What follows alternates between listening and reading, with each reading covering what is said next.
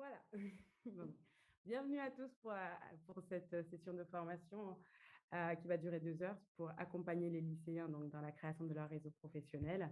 Avant de commencer, nous tenons à remercier nos partenaires, donc le CEFPEP par lequel vous avez reçu les invitations, la région Île-de-France qui soutient également cette initiative, LinkedIn et tout particulièrement Jérôme et Maxime qui sont présents avec nous aujourd'hui, collaborateurs de LinkedIn qui vont animer une partie de cette formation. Mais nous tenons également à remercier les bénévoles actifs de R2E qui nous accompagnent dans la mise en place de ces formations, spécialement Armelle Liard qui est présente aujourd'hui et qui va animer une partie aussi de la formation. Et également, elle n'est pas visible, mais très active, Yousr, qui communique sur les réseaux sociaux et qui vous tient informé de toute l'actualité, aussi bien pour cette formation, mais pour les autres actualités de l'association. Donc, passer juste à la slide d'après. Alors, pardonnez-moi. Alors, avant de commencer, donc, comme je l'avais dit, je vois que, est-ce qu'on me voit bien, surtout? Oui. Donc, avant de commencer cette formation, donc quelques petites informations sur, sur le déroulé. Donc, vos micros sont coupés, donc n'hésitez pas à lever la main si vous souhaitez activer votre micro pour parler, puisqu'on veut quand même que cette formation soit vivante, mais également passer par le chat pour poser directement vos questions. Donc, durant la formation, je vais commencer par vous présenter l'association R2E. Pour ceux qui ne me connaissent pas, je m'appelle Marie-Osiane Moustapha-Zahabga, donc je suis chargée de mission dans l'association. Puis Armelle se présentera et vous présentera également le kit Mon Réseau Pro qui vous permettra d'accompagner vos élèves. Jérôme et Maxime également se présenteront à vous et vous présenteront la plateforme LinkedIn, les bénéfices et la mise en pratique pour que ensuite vous puissiez accompagner vos élèves dans la création d'un profil LinkedIn. Et je finirai par vous présenter le concours Mon Réseau Pro. Ça n'apparaît pas sur cette présentation, mais à la fin de cette session, nous souhaitons aussi avoir un temps d'échange avec vous pour avoir un temps d'échange de bonnes pratiques pour que si vous aussi, vous avez des initiatives dans vos classes ou dans votre établissement, nous en faire part parce que l'idée est vraiment d'avoir un temps d'échange et de collaboration. Donc, très rapidement sur l'association R2E, c'est une association qui a été créée en 2013. Aujourd'hui, elle a une influence nationale et je pense que si on joue à la petite carte pour que chacun puisse mettre son académie d'origine, on pourrait retrouver facilement toutes les académies à cette formation. Et elle est également composée d'une équipe de 24 bénévoles et permanents. L'association R2E est composée d'acteurs de l'éducation et d'acteurs de l'entreprise pour pouvoir vraiment construire ce pont entre les deux mondes, pour pouvoir rendre les élèves acteurs de leur orientation, puisque nos actions ont pour but vraiment d'accompagner les élèves dans leur orientation à travers 3 prismes. Celui de l'apprentissage à l'orientation, parce que nous, on est convaincus que l'orientation, comme toute matière, ça s'apprend et ça permet d'apprendre à faire des choix qui peuvent nous servir tout au long de notre vie, mais également la connaissance des métiers. On ne peut pas parler d'orientation sans connaissance de métier et également connaissance de l'entreprise parce que finalement, on veut que les élèves soient prêts et aptes à acquérir les connaissances nécessaires pour pouvoir s'adapter aussi en entreprise. Comment on fait? Pour cela, on s'appuie sur un triptyque qui est la construction de méthodes et de ressources pédagogiques que vous pouvez retrouver sur notre site Internet. Également des concours pour motiver les élèves, puisque une fois les outils construits, il faut pouvoir aussi s'en servir et s'en saisir. Donc, à travers des concours, je vous en présenterai un en fin de cette formation et également des formations comme aujourd'hui pour pouvoir justement accompagner aussi des enseignants pour qu'eux puissent être moteurs et former également leurs élèves. Alors, donc, l'association est aujourd'hui agréée par le ministère de l'Éducation nationale. Nous sommes également reconnus comme acteurs de l'orientation par la région Île-de-France et également habilités à percevoir la taxe d'apprentissage et nous sommes reconnus d'intérêt général. Pour plus d'impact, nous nous sommes alliés finalement à d'autres associations pour avoir un projet construit. Donc, R2E est membre fondateur du collectif Orientation et également membre contributeur du collectif pour l'engagement entrepreneurial, ce qui permet, voilà, l'idée de faciliter la lisibilité des actions dans ces deux domaines, aux enseignants et également aux élèves. Alors, hop, donc, comment finalement nous arrivons à communiquer avec vous? Le premier via le CEFPEP. Je pense que la majorité d'entre vous ont connu cette formation via le CEFPEP. donc le CEFPEP qui envoie le catalogue de nos formations, qui vous les envoie directement. Également par nos réseaux. Donc, on envoie des newsletters et également des communications sur les réseaux sociaux.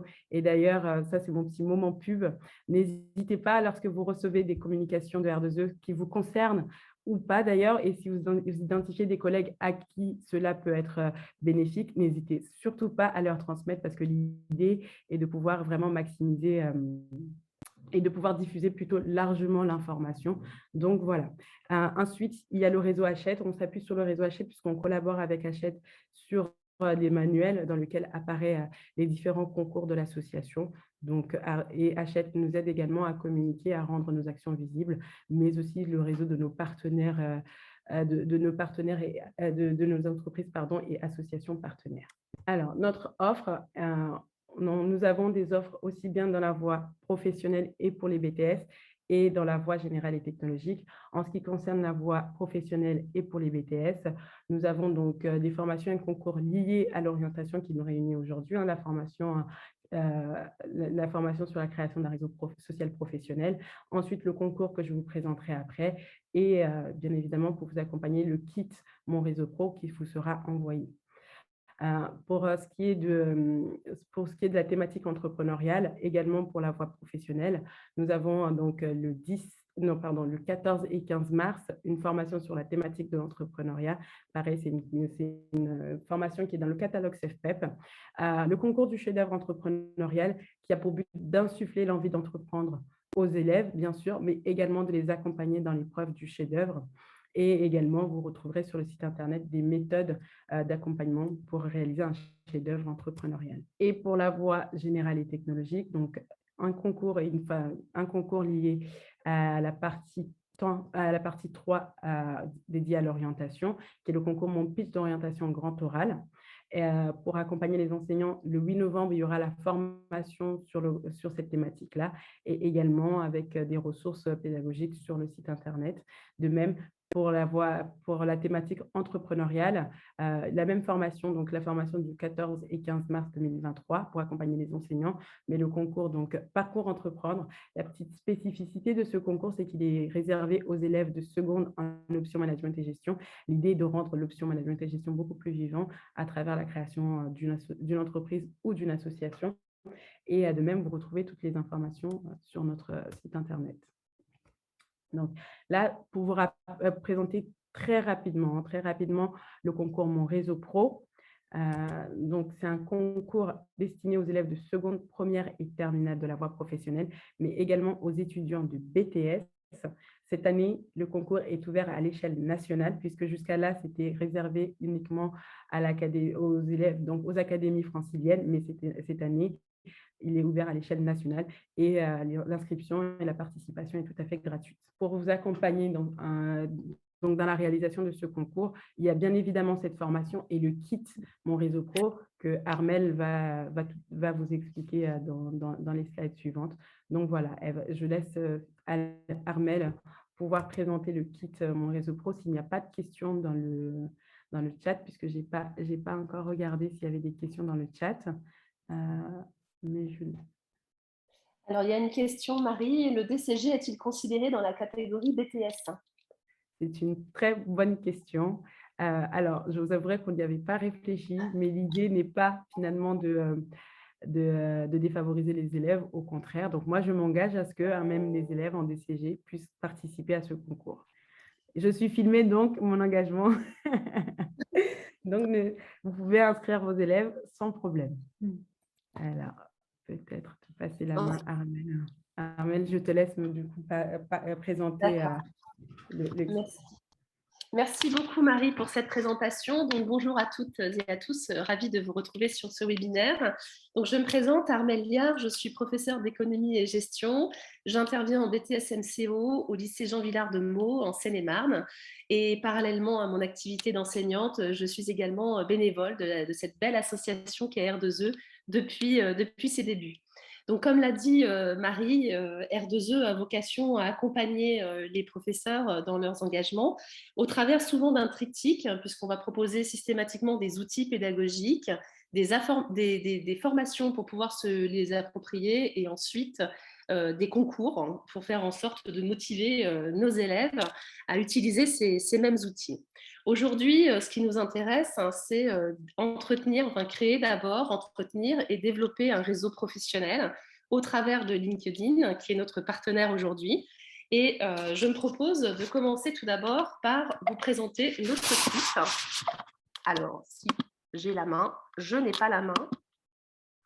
Marie, au secours, je n'ai pas la main. Voilà, merci, je vais avoir besoin de ton assistance, Marie, parce que ça ne fonctionne pas, notre petit test. Alors, le kit Mon réseau pro est subdivisé en 6 parties. Donc, c'est un kit qui est extrait d'un ouvrage qui a été réalisé on va rester sur la slide précédente, s'il te plaît, Marie, merci beaucoup. Donc, un ouvrage qui s'appelle Mon Passe Pro, qui a été rédigé par deux membres bénévoles de R2E et en collaboration avec les éditions Hachette. À partir de cet ouvrage, nous avons décidé d'extraire des éléments importants pour pouvoir créer, entretenir et développer le réseau professionnel. Donc, il s'agit du kit pédagogique Mon Réseau Pro qui sera téléchargeable gratuitement à l'issue de cette formation. Dans ce kit, on vous propose des outils pour faire en sorte que ce soit facilité d'accompagner vos élèves dans ce développement du réseau professionnel au travers tout d'abord de 3 ateliers. J'apprends à me connaître, parce qu'on va le voir juste après, c'est une étape incontournable pour pouvoir créer son réseau professionnel. La préparation d'un CV efficace et ensuite la rédaction d'une lettre de motivation personnelle. Donc aujourd'hui, mon intervention se focalisera sur ces 3 ateliers, puisque les 3 modules qui suivent vous guident, vous donnent des outils, des exemples, des exercices, comme par exemple les erreurs à ne pas commettre sur LinkedIn. Mais toute cette partie module, je ne vais pas la développer aujourd'hui parce qu'on a la chance d'avoir des spécialistes, Maxime et Jérôme, qui sauront bien mieux que moi vous présenter le réseau LinkedIn et comment se l'approprier. Donc aujourd'hui, on va faire un focus avec moi sur les 3 premiers ateliers. Donc on peut passer à la slide suivante, Marie. Juste avant.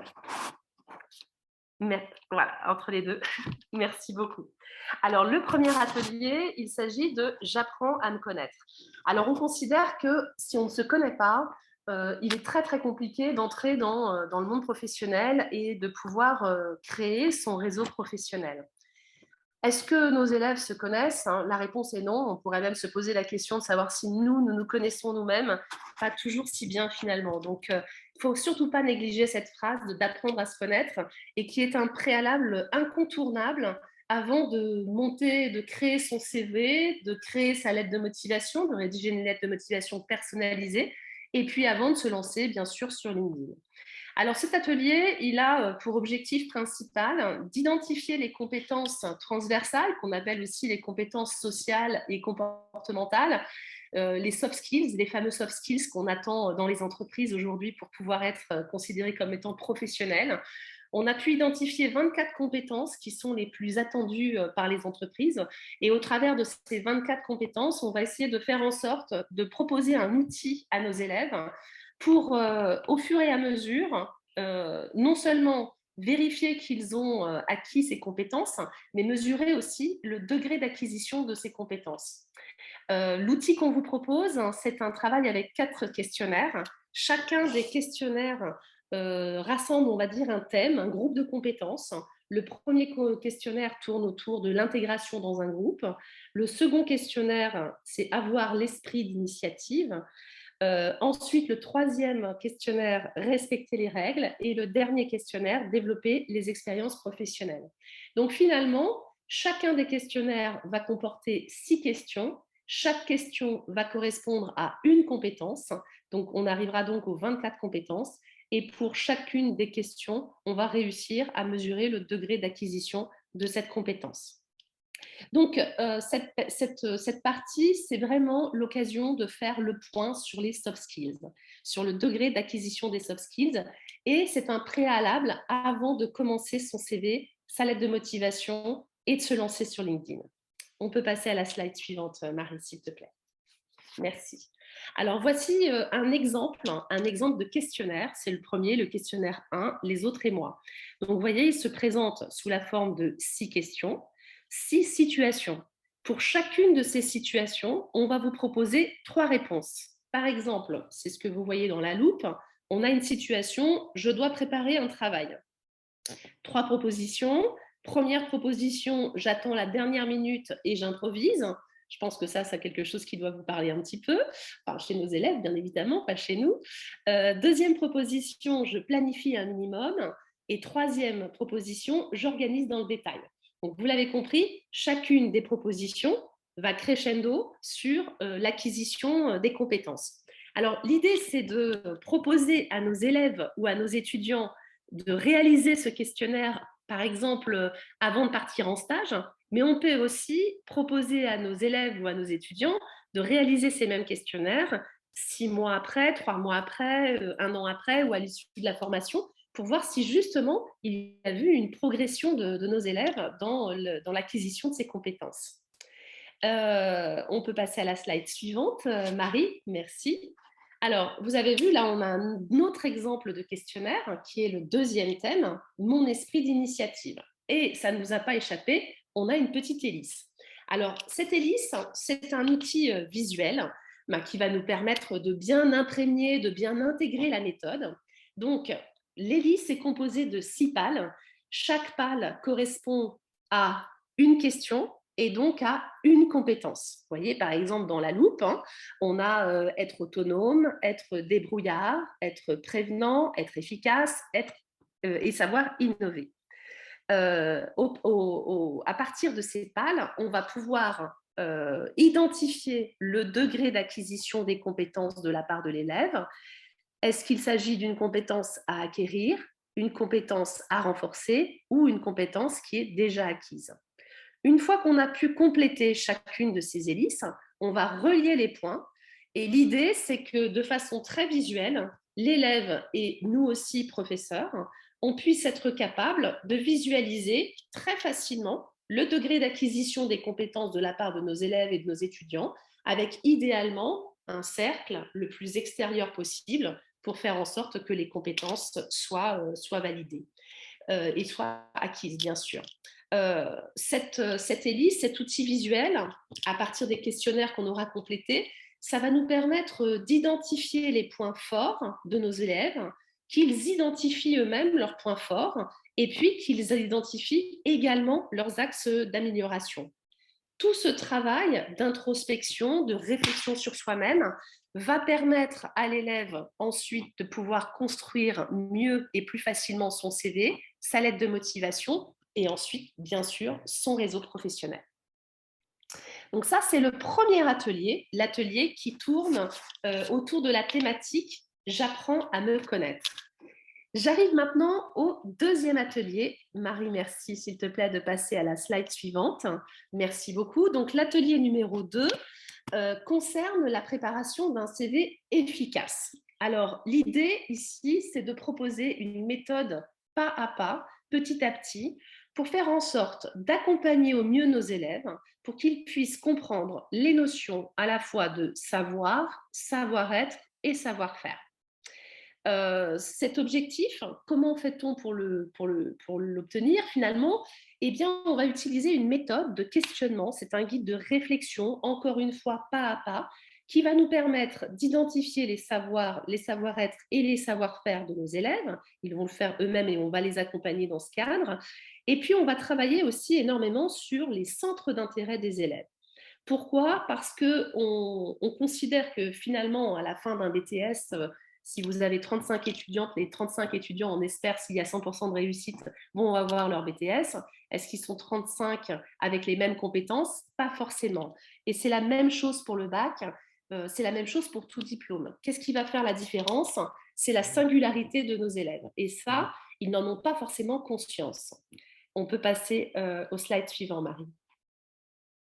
Alors, pour pouvoir mettre en exergue justement cette différence, cette singularité, on va s'interroger avec ce guide de réflexion, ce guide de questionnement, qui est organisé en 4 axes. Un premier axe qui tourne autour des savoirs, un deuxième axe autour des savoir-être, un troisième axe autour des savoir-faire, et le dernier axe tournera autour des centres d'intérêt.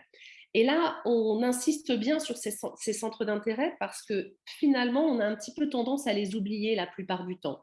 Alors, on peut les questionner, on peut les accompagner dans ce questionnement. Que font-ils pour se détendre? Qu'est-ce qu'ils aiment faire avec leurs amis? Quelles sont leurs passions? Quels sont leurs engagements au niveau associatif, au niveau citoyen, au niveau sportif, au niveau culturel? Et tous ces centres d'intérêt vont permettre de mettre en évidence des différences et des compétences forcément aussi pour leur CV. Alors, à partir de ce questionnement sur les 4 axes, on va pouvoir compléter un CV. Et là, le guide pédagogique, le kit pédagogique pardon, va vous proposer un modèle type de CV à compléter, une petite maquette qu'on va trouver dans la slide suivante. Marie, si tu veux bien passer. Voilà, juste avant la slide précédente, voilà. Donc là, ici, vous avez une maquette de CV à compléter. Alors, il est bien évident que ce n'est pas la forme qu'on attend du CV. Après, chaque professeur utilisera le logiciel ou l'application de son choix pour rendre le CV beaucoup plus attractif. Mais en tout cas, là, ici, on travaille sur le fond. Donc, on propose un modèle type de CV à compléter. On insiste au passage sur l'adresse mail simple et évocatrice. On essaie d'éviter l'adresse mail zozo du77@hotmail.fr. On va leur demander pourquoi pas de créer une adresse mail professionnelle. On insiste aussi au passage sur la photo professionnelle et pas sur la photo de vacances retouchée sur Snapchat. Donc, on fait en sorte qu'ils aient un CV professionnel avec une bonne photo, avec une adresse mail professionnelle. Et à partir du questionnement précédent, on va pouvoir compléter chacune des rubriques de notre CV en termes de formation, de compétences, d'expérience et de centre d'intérêt. Et à partir de là, bien évidemment, on pourra utiliser le logiciel de notre choix, Canva, Word ou autre logiciel pour pouvoir rendre le CV le plus attractif possible. Voilà, donc ce CV, forcément, est aussi une source d'information pour pouvoir nourrir le futur profil LinkedIn. Je passe maintenant à l'atelier numéro 3. Merci Marie. Donc l'atelier numéro 3 est consacré à la rédaction d'une lettre de motivation personnelle. Donc là, ici, on insiste bien sur la notion de personnalisation de la lettre de motivation parce qu'on sait tous que nos élèves et nos étudiants ont quand même la faculté d'aller trouver des lettres de motivation toutes faites sur Internet, de faire des copier-coller, de faire des photocopies et de ne jamais personnaliser leur lettre de motivation en fonction des entreprises et en fonction des secteurs. Donc là, l'idée, c'est de leur proposer une méthode qui va leur permettre de personnaliser davantage cette lettre de motivation. Cette méthode, je pense que vous la connaissez, c'est une méthode qu'on utilise assez souvent, c'est la méthode du vous, moi, nous. Le vous étant l'entreprise, donc là on va les inviter à réfléchir sur l'entreprise dans laquelle ils souhaitent postuler en termes d'activité, de clients, de valeurs. Pourquoi les valeurs de l'entreprise? Parce que on sait que nos élèves sont des élèves qui sont issus de la génération Z et que cette génération Z, elle est toujours en quête de sens. Et trouver une entreprise qui a les mêmes valeurs que l'élève en question, c'est aussi une source de réussite dans son projet professionnel. Dans un deuxième temps, toujours dans la méthode du vous, moi, nous, on arrive au moi. Donc là, on revient un petit peu à j'apprends à me connaître. Et là, j'utilise cet atelier 1 pour pouvoir nourrir la partie moi de ma lettre de motivation en mettant en évidence mes points forts, mes compétences, ce que je peux apporter à l'entreprise et faire en sorte que je puisse être un élève qui est capable de faire et pas uniquement un élève exécutant au sein de l'entreprise. La dernière étape, c'est le fameux nous. Nous, qu'est-ce qu'on pourrait faire ensemble? Que pourrait faire l'entreprise et l'élève ensemble? Que peut-on envisager ensemble? Donc ça, c'est la méthode du vous, moi, nous. Alors, si on regarde cette méthode de façon plus précise, dans la slide suivante, s'il te plaît, Marie. Merci beaucoup. Donc là, ici, vous avez cette fameuse méthode qui est bien précisée avec les 3 axes, vous, moi, nous. Encore une fois, on va faire un petit focus sur l'aspect moi, mes points forts. Pourquoi? Parce que les points forts, c'est ce qu'on va mettre en évidence dans le résumé, dans le parcours qu'on va écrire sur LinkedIn. On va avoir besoin de mettre en évidence sa singularité, sa différence. Et en s'interrogeant bien sur les points forts, sur le moi, et bien là, il y a tout un questionnement qui permet d'accompagner nos élèves, justement, dans l'identification de leurs points forts et de leurs compétences. Alors, vous les voyez dans les loupes. Quel est votre parcours? Avez-vous déjà pratiqué une des activités suivantes? Si par exemple l'élève a fait du babysitting, mettre en évidence dans la lettre de motivation son sens des responsabilités et des priorités, son bon relationnel. Si c'est un élève qui est très investi dans le sport, eh bien, pourquoi pas même mettre en évidence son rôle de capitaine dans l'équipe de rugby qui lui confère des compétences de leadership, pourquoi pas, de dynamisme, d'esprit d'équipe, de combativité. On peut mettre bien évidemment dans la deuxième loupe qui est sur votre droite la notion d'activité associative. Est-ce que c'est un étudiant ou un élève qui a le sens de l'engagement? Est-ce qu'il a un esprit solidaire? Est-ce qu'il a une ouverture d'esprit? Si c'est un élève qui donne des cours de soutien scolaire, ben, on pourra mettre en évidence dans ce cas-là d'autres compétences telles que la pédagogie, la patience, le bon relationnel. Donc, vous l'aurez compris, dans cette partie moi, je m'interroge vraiment toujours sur le j'apprends à me connaître et je mets vraiment ma différence, ma singularité en évidence dans cette lettre de motivation. À notre sens, cette partie-là, c'est vraiment une source extraordinaire pour venir rédiger la partie parcours ou résumé du profil LinkedIn.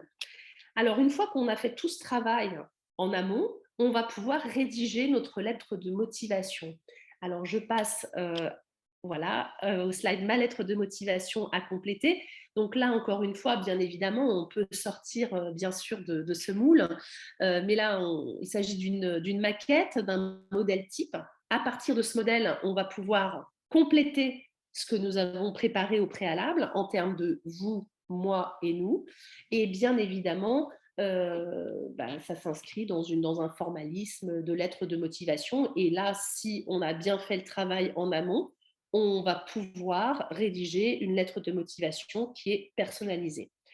Alors, ces outils-là, l'atelier 1, l'atelier 2 et l'atelier 3, sont de grandes sources d'informations pour pouvoir nourrir ensuite un profil LinkedIn.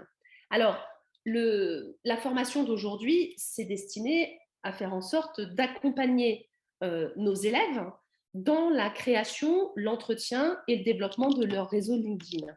On verra que nous aussi, enseignants, on peut avoir besoin de créer, d'entretenir et de développer ce réseau social professionnel LinkedIn, puisque le fait d'avoir un profil enseignant sur LinkedIn, ça nous permet aussi de pouvoir avoir accès à des mines d'or d'informations qu'on va pouvoir ensuite didactiser dans nos cours.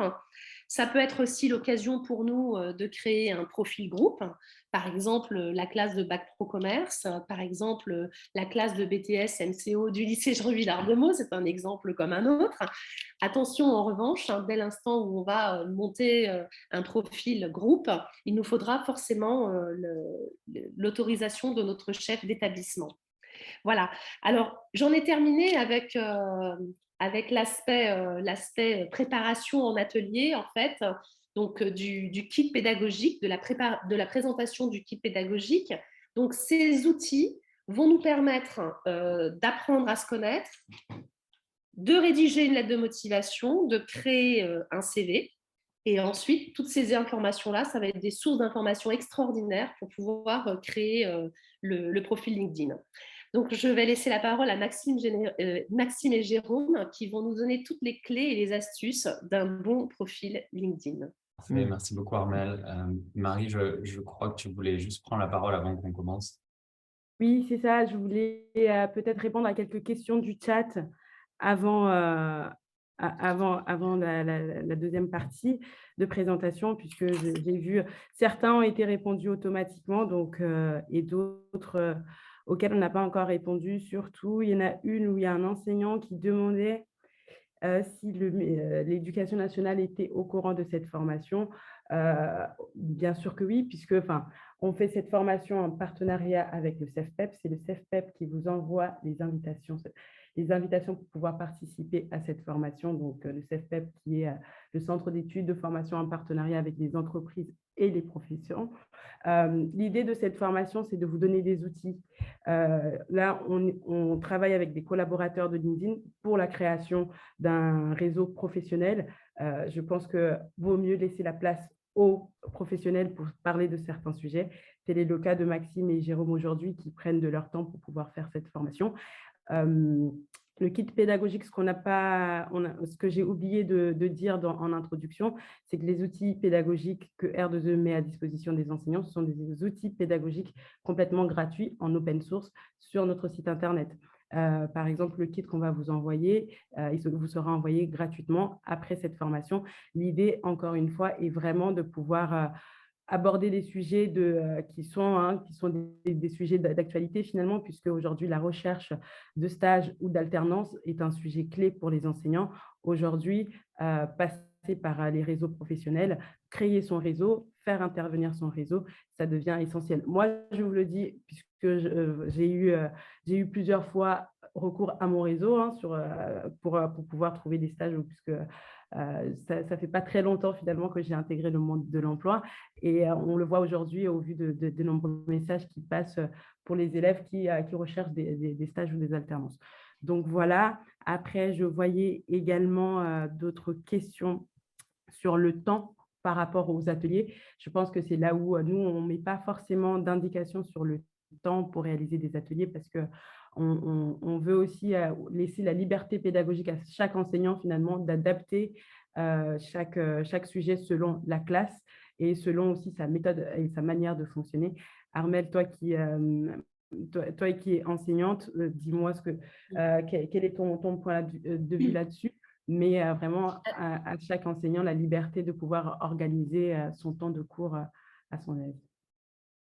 Alors, en ce qui me concerne, donc moi j'interviens uniquement en BTS, donc on a des journées qui sont dédiées à l'enseignement professionnel. Très souvent, avec mes collègues, on organise la toute première semaine de septembre, on organise ce qu'on appelle un séminaire de rentrée. Et dans le cadre de ce séminaire de rentrée, on va dédier une journée complète à ces 3 ateliers. Donc, c'est-à-dire qu'on peut largement accorder 8 heures à la réalisation de ces ateliers. Alors, on peut bien évidemment subdiviser les ateliers en 3 ou en 6 parties, pourquoi pas. Un professeur de terminale pourrait tout à fait l'utiliser dans le cadre de l'accompagnement personnalisé, je pense. En BTS, pour notre part, on a plutôt tendance à faire des blocs horaires et à donner l'objectif à un étudiant, par exemple, sur 8 heures. Et bien sûr, après, il y a du travail à la maison pour pouvoir peaufiner le CV et la lettre de motivation. Et il me semble qu'en voie professionnelle aussi, il y a des heures dédiées à l'orientation. C'est bien quelque chose que vous pouvez mettre en place dans le cadre de ces heures dédiées à l'orientation, effectivement, pour accompagner vos élèves. Je vois aussi dans le chat, il y a aussi Indeed. Quelle est la différence entre Indeed et LinkedIn? Je pense que Maxime et Jérôme vont peaufiner ou en tout cas approfondir le sujet sur LinkedIn. Mais Indeed, c'est une plateforme qui finalement regroupe les offres d'emploi. Alors que LinkedIn, c'est une plateforme vivante qui fait interagir une communauté finalement pour trouver l'emploi. Donc, finalement, les deux, moi, je pense, sont compatibles, mais je laisserai Maxime et Jérôme présenter un peu plus en détail. Si jamais j'ai oublié des questions, n'hésitez pas à la fin, puisqu'on aura ce moment d'échange de bonnes pratiques, de revenir là-dessus. Mais voilà, c'était le temps de pouvoir répondre à quelques questions qui étaient déjà dans le chat.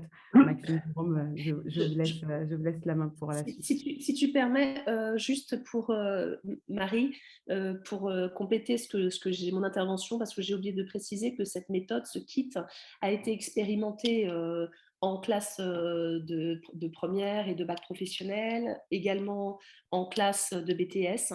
Donc, c'est vraiment transposable. J'avais une question aussi de Laurence qui demandait si c'était transposable en terminale générale, enfin en filière générale. Oui, pourquoi pas, puisque dès lors qu'un élève ou qu'un étudiant est amené à chercher un stage ou un job d'été ou un job étudiant, de toute façon, il peut utiliser cette méthode sans aucun problème. C'est transposable et ça a été largement expérimenté.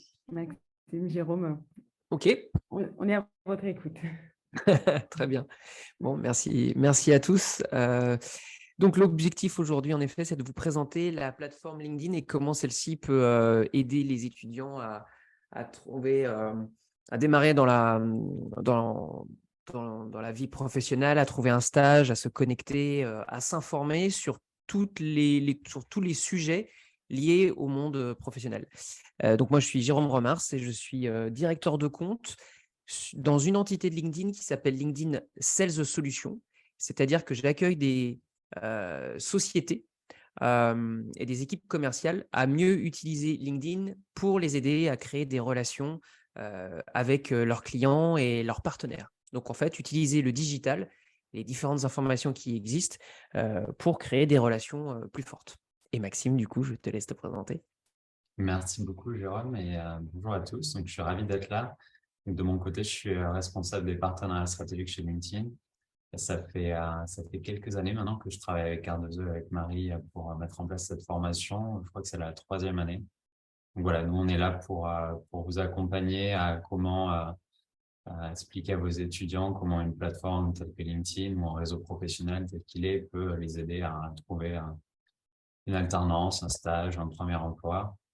Comprendre comment vous aussi, en tant que professeur, vous pouvez l'utiliser et comment vos lycéens ou vos étudiants peuvent l'utiliser pour peut-être aussi pour comprendre ce qu'ils ont envie de faire et puis par la suite pour décrocher leur premier emploi.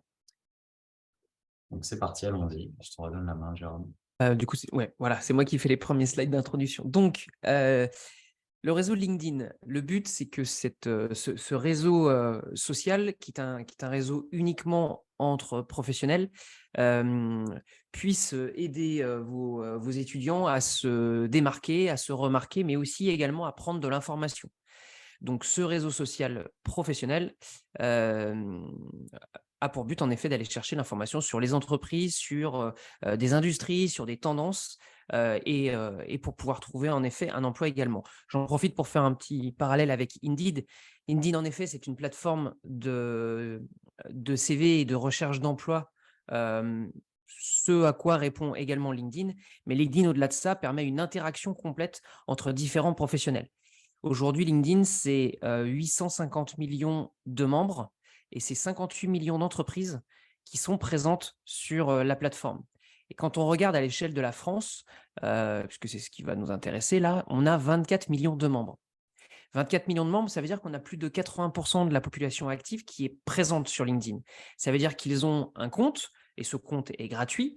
Et à partir de ce compte, ils peuvent s'informer, suivre des entreprises, être au courant de l'actualité professionnelle et potentiellement également se former et chercher éventuellement à changer de voie et chercher un nouvel emploi. Donc 24 millions de membres, 30 millions d'entreprises, 20 millions d'offres d'emploi, 50 000 compétences et également 90 000 écoles qui sont présentes. Donc, je vous le disais, c'est même plus 2/3 maintenant, mais c'est quasiment 80%.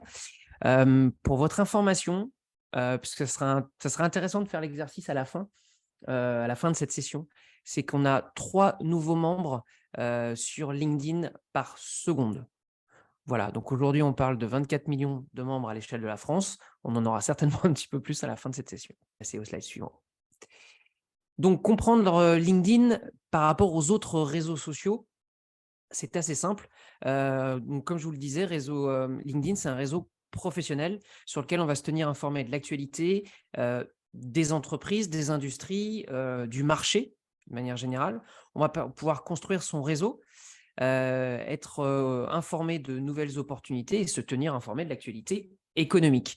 Donc, contrairement à un réseau social personnel, on a moins ce côté ludique. On peut trouver des choses amusantes sur LinkedIn, mais qui ont souvent et normalement tout le temps, puisqu'on peut même signaler des posts qui ne seraient pas pertinents, tout le temps un rapport avec le monde de l'entreprise.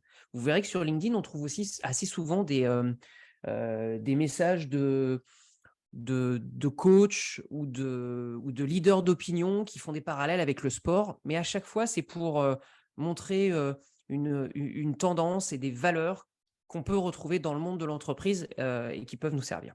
Donc, pour un professeur, le but de LinkedIn, ça peut être en effet de garder le contact avec ses anciens élèves et puis de la même manière construire son réseau, faciliter des projets d'action entre établissements et rester en veille sur son métier. Au sein de la plateforme LinkedIn, vous pouvez suivre en fait des mots-clés qui sont liés à une industrie, une actualité, pour vous permettre de rester informé. Et pour un lycéen, c'est en effet être plus visible, trouver son premier emploi, son stage, rester informé et également se former. Beaucoup de contenu est disponible gratuitement sur cette plateforme. On peut passer à la slide suivante. Voilà. Je crois que c'est à toi du coup. Donc exactement. C'est un peu les 3 cas d'utilisation qu'expliquait Jérôme. Et donc, ce qu'on vous propose à travers les prochaines parties, c'est de commencer vraiment par les bases, c'est-à-dire comment vous pouvez, pour vous, si vous n'en avez pas un, ou alors pour vos lycéens ou vos étudiants, les accompagner dans la création du profil. Une fois qu'il est créé, on va voir comment on peut l'optimiser. Ensuite, on va voir comment on va pouvoir utiliser la plateforme LinkedIn, à la fois dans une notion de formation, un peu comme disait Jérôme, et on va vous expliquer comment, mais aussi pour soi-même, pour rester informé. C'est-à-dire que aujourd'hui, la LinkedIn, ou même d'autres réseaux professionnels, mais là où ça se démarque par rapport à Indeed, comme l'expliquait Jérôme, c'est qu'il y a une notion de réseau, d'interaction avec les autres membres, et finalement d'utilisation de LinkedIn comme une plateforme où on peut aller se former sur des sujets qui nous intéressent. On prendra des cas précis, des exemples pour vos lycéens qui pourront raisonner quand on les partagera avec eux.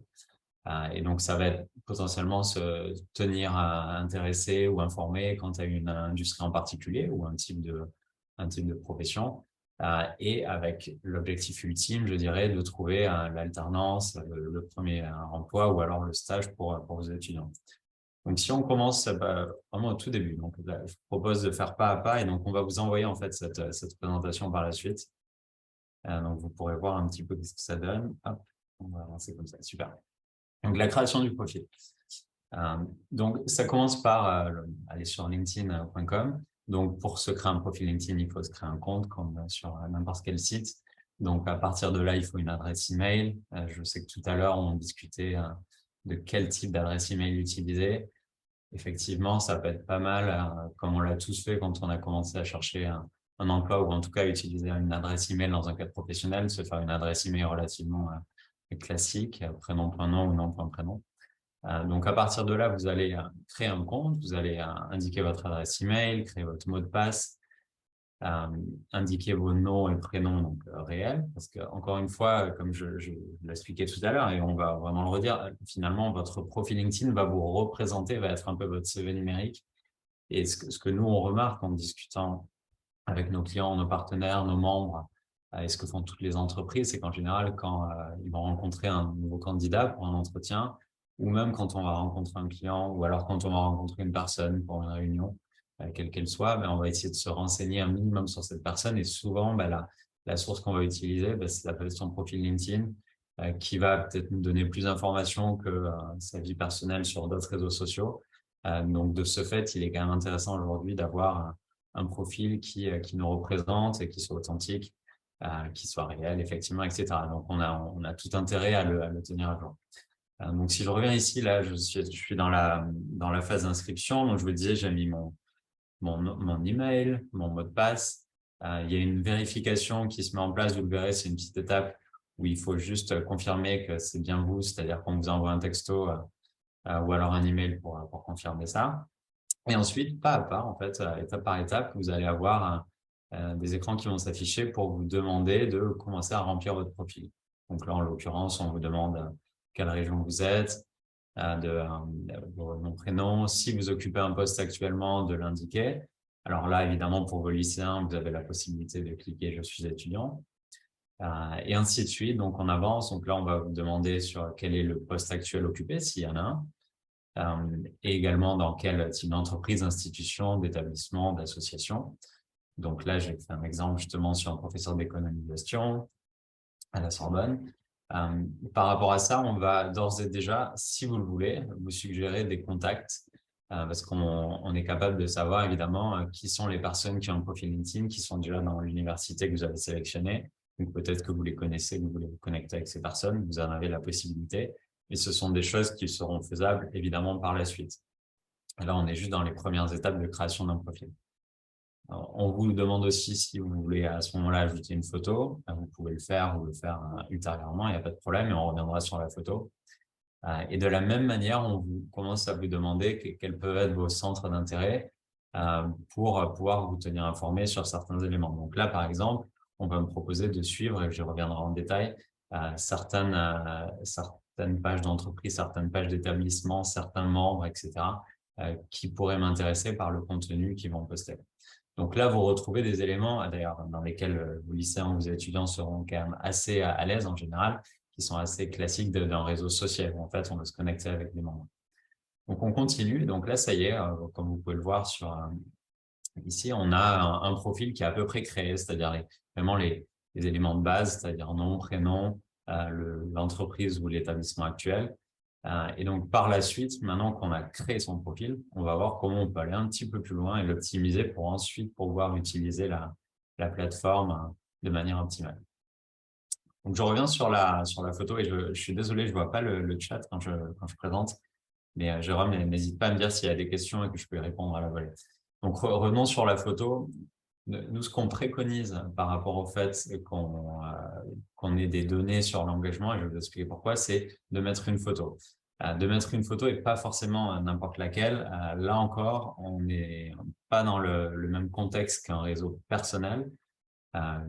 Et vous les connaissez très bien, où on va peut-être mettre une photo de nous à la plage ou autre. Là, on est dans un cadre professionnel, donc on recommande une photo relativement neutre dans un cadre professionnel ou alors en tout cas qui ne fait pas écho à tout ce qui est personnel. Donc voilà, vous avez quelques exemples, quelques contre-exemples et quelques exemples ici. L'idée, c'est de voir à peu près qui on est. Nous, on préconise de mettre une photo, sachez que c'est pas du tout obligatoire. Pourquoi on préconise? Parce qu'on voit aujourd'hui qu'il y a beaucoup plus d'engagement sur un profil avec une photo que sur un profil sans photo. De la même manière qu'il y a beaucoup plus d'engagement, et quand je dis d'engagement, je vais vous expliquer ce que c'est, sur un profil qui est bien rempli versus un profil où finalement il n'y a que très peu d'informations.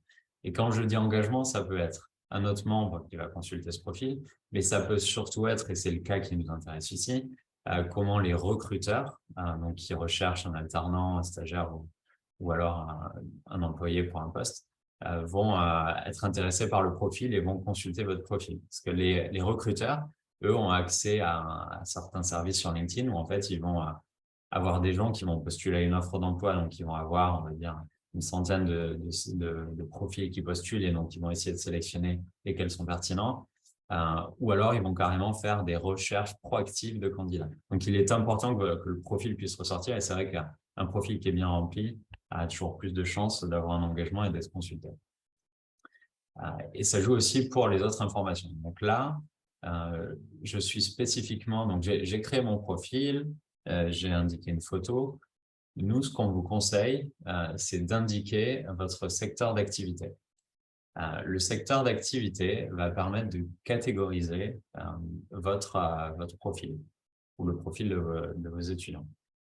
Ça ne veut pas dire que si aujourd'hui, là, je sélectionne, encore, je prends l'exemple toujours de ce professeur en gestion à la Sorbonne. Là, le secteur d'activité va être évidemment enseignement supérieur. Aujourd'hui, ça ne veut pas dire que je ne pourrai pas accéder à du contenu sur d'autres secteurs d'activité ou autres. C'est juste que lorsque des personnes feront des recherches sur ce secteur d'activité-là, en particulier des membres ou alors des recruteurs, mon profil pourra être catégorisé et ressortira encore plus. Donc ça, c'est aussi quelque chose qu'on préconise pour vos lycéens. Et dans le sens où aujourd'hui, ils sont encore lycéens ou en BTS. En BTS, disons qu'on a une spécialité qui est un peu plus avancée. Donc, on peut à la fois mettre finalement enseignement supérieur parce qu'on a uniquement indiqué notre lycée, parce qu'on n'est pas encore dans une entreprise, mais pourquoi pas un secteur d'activité qui est d'intérêt pour l'étudiant ou pour l'élève. On continue, donc là, on a toujours notre profil, on a mis notre photo. Là, c'est un exemple d'un professeur qui finalement, dans ce petit encart qu'on appelle information, que vous pouvez modifier, vous allez avoir la possibilité un peu de contextualiser votre profil. Donc, dans le profil, vous allez voir, alors par la suite, il y a certaines catégories préexistantes, évidemment, expérience professionnelle, votre cursus pédagogique, donc les formations que vous avez pu suivre, etc. Des associations, on va voir tout ça. Mais il y a aussi la possibilité de donner un peu plus d'explications, de mettre un peu en avant votre profil à travers un espace où vous pouvez indiquer un texte ou mettre ce que vous voulez.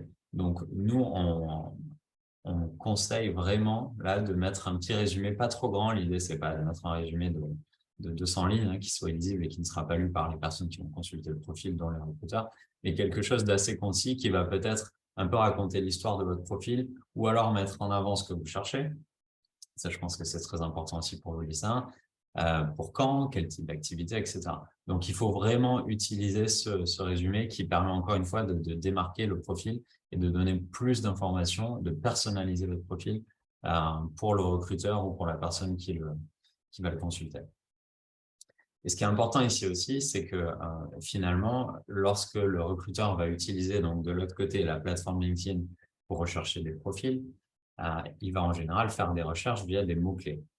Donc, par exemple, si je recherche un alternant dans le secteur des transports, je vais avoir certains vocabulaires, certains mots-clés que je vais utiliser. Si le profil de vos étudiants, de vos alternants inclut ces mots-clés, donc notamment dans cette section résumé, le profil va automatiquement être en avant dans les résultats de recherche du recruteur.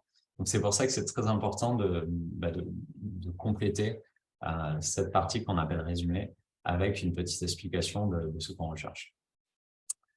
Donc, je continue. Là, je parlais de catégories préexistantes. Évidemment, il y a la partie expérience professionnelle. Donc, là aussi, nous, on conseille à la fois d'indiquer l'expérience passée. Alors, ça peut être les stages pour vos lycéens. Et puis, évidemment, quand on cherche un alternant, on est conscient, ou un stagiaire, que c'est normal qu'on n'ait pas 5-10 ans d'expérience professionnelle. Donc, c'est tout à fait OK si ce sont des expériences passées qui sont des stages. Donc là, j'ai pris un exemple sur un professeur. Donc, évidemment, vous pouvez voir qu'il y a beaucoup d'expérience. Mais au-delà de juste indiquer dans quel établissement ou quelle entreprise on travaille, c'est également de mettre en avant peut-être un peu plus ce que vous avez fait, quels étaient les objectifs, etc. Quelques détails qui permettent là aussi de mettre en avant un petit peu le profil. Et de la même manière, donc il y a énormément d'éléments qui peuvent être modifiés sur votre profil, que ce soit votre situation géographique, la partie formation, que je ne vais pas expliquer là, mais qui est aussi faisable, et tous les autres centres d'intérêt ou alors des participations dans des associations ou des expériences de volontariat. Armelle en parlait tout à l'heure quand on met en place un CV. Finalement, le profil LinkedIn, c'est un peu un CV numérique, un CV en ligne. Là aussi, il est important, notamment pour les personnes qui vont ensuite consulter votre profil, de pouvoir comprendre un peu qui vous êtes, qui est votre lycéen, qu'est-ce qu'il recherche, etc. Et donc, la mise en exergue de toutes les activités, je dirais, extra-professionnelles et les centres d'intérêt est très importante. Donc, ça, c'est quelque chose sur lequel on appuie vraiment. Et évidemment aussi, il y a toute une partie, la maîtrise des langues, etc. Donc, toutes les catégories sont modifiables directement sur LinkedIn. Et ce que je vous propose peut-être, et je vais du coup partager mon écran, c'est de vous montrer un petit peu ce que ça donne. Je vais faire ça rapidement pour illustrer un premier propos. Alors, vous allez me dire si vous voyez mon écran.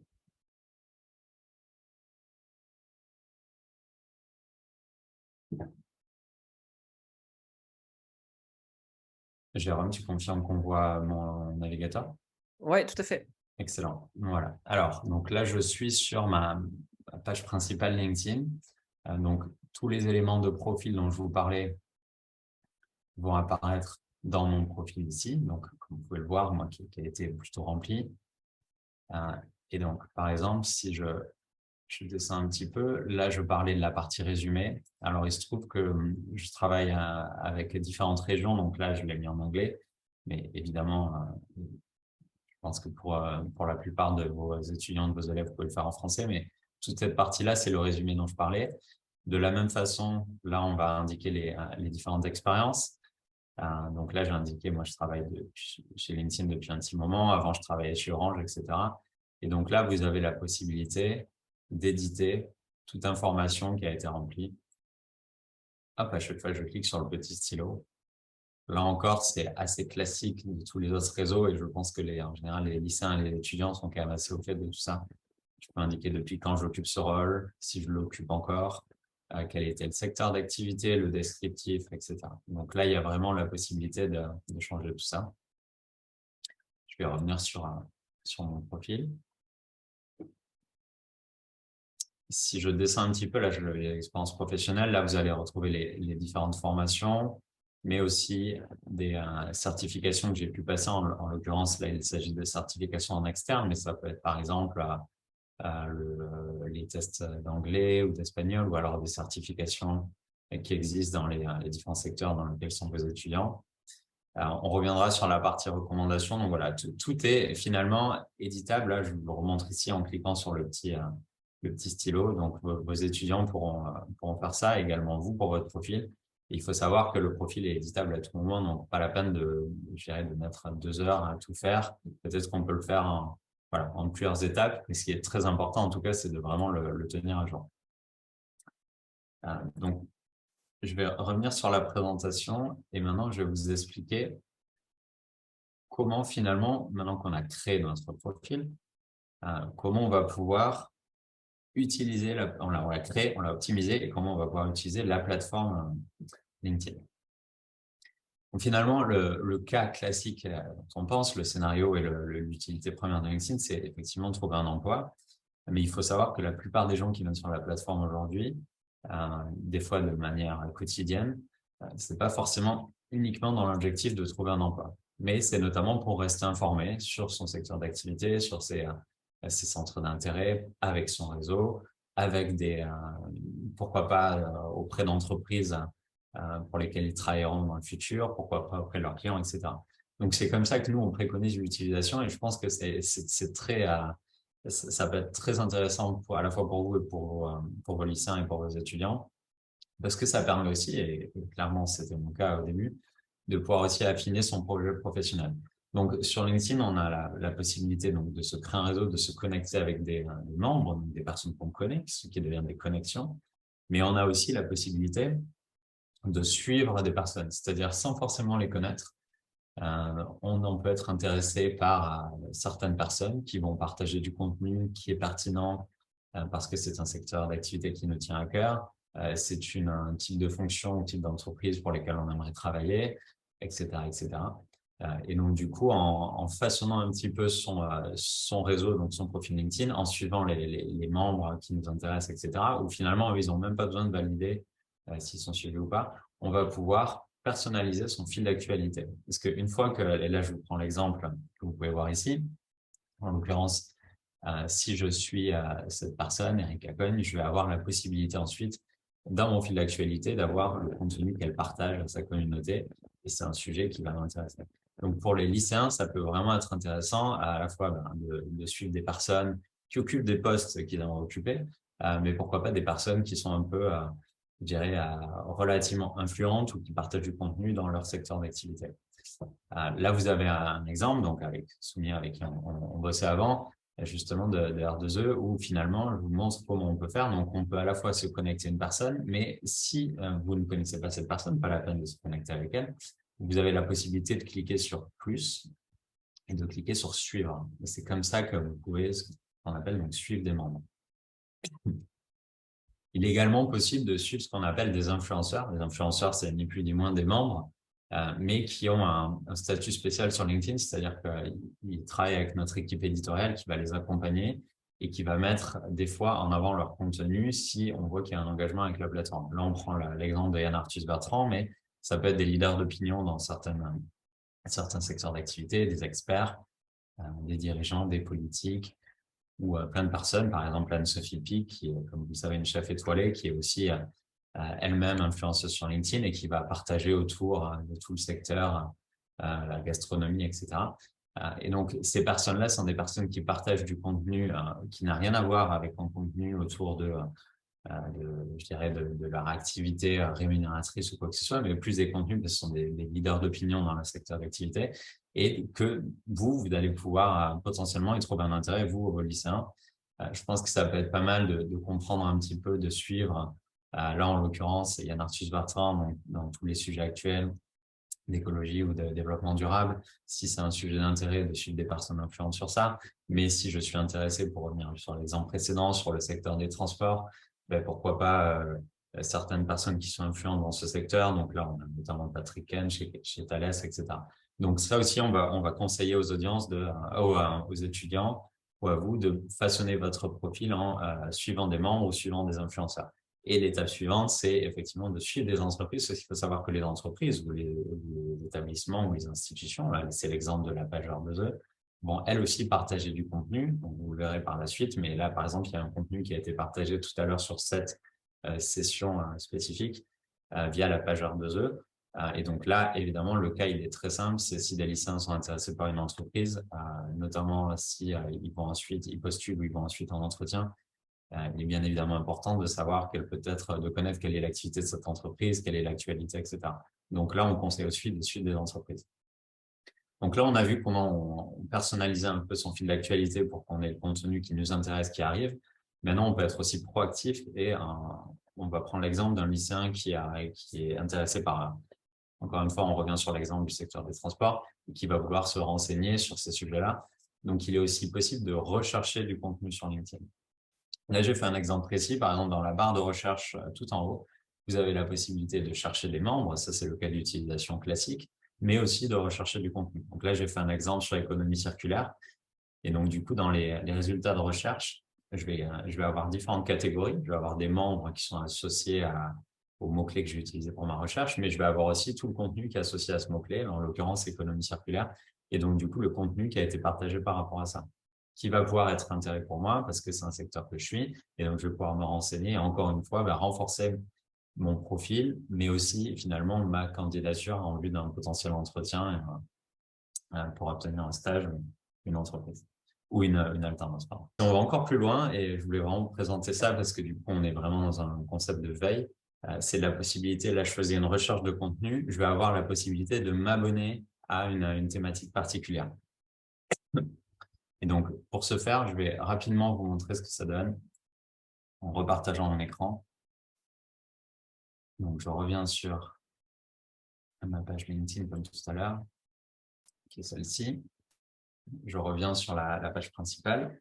Et donc là, justement, je vais faire cette recherche d'économie circulaire. Donc, pour vous montrer, j'ai différentes catégories de résultats ici, à la fois des emplois, des entreprises, des personnes, mais aussi des posts, donc du contenu. Et donc, si je clique sur post, je vais avoir des contenus associés à ce terme-là, donc d'économie circulaire. Donc voilà, là, je vais avoir la possibilité. Donc, par exemple, je sais que certaines personnes chez Bouygues ont rejoint ce type de fonction. Là, il y a une vidéo qui est partagée par rapport à ce qui peut être fait entre une marque et les Galeries Lafayette, etc., etc. Donc ça, c'est pas mal pour notamment se former sur un contenu particulier d'intérêt. Maintenant, je vais vous montrer. Donc là, par exemple, je cherche le terme, c'est un terme assez générique, mais environnement. Je pense qu'il faut des mots-clés un peu plus spécifiques. Mais je vais avoir la possibilité, comme je vous expliquais, de m'abonner à ce contenu thématique, donc l'environnement. Donc, je clique sur suivre, ce qui veut dire que tous les contenus, tous les posts, les contenus faits par des membres associés à cette thématique-là vont ensuite revenir directement. Là, je reviens dans mon fil d'actualité ici. Donc, c'est comme ça que je vais pouvoir personnaliser vraiment mon fil d'actualité et rendre mon profil LinkedIn intéressant dans le but, là, ultime aujourd'hui, de plutôt trouver un emploi. Hop, je reviens sur la présentation. On avance. Maintenant qu'on a vu comment on pouvait consulter du contenu, il y a une partie d'interaction avec le contenu. Donc là, on a un exemple d'un post qu'avait fait Soumia. C'était, je pense, lors de la formation il y a 2 ans, du coup, on voit en 2020.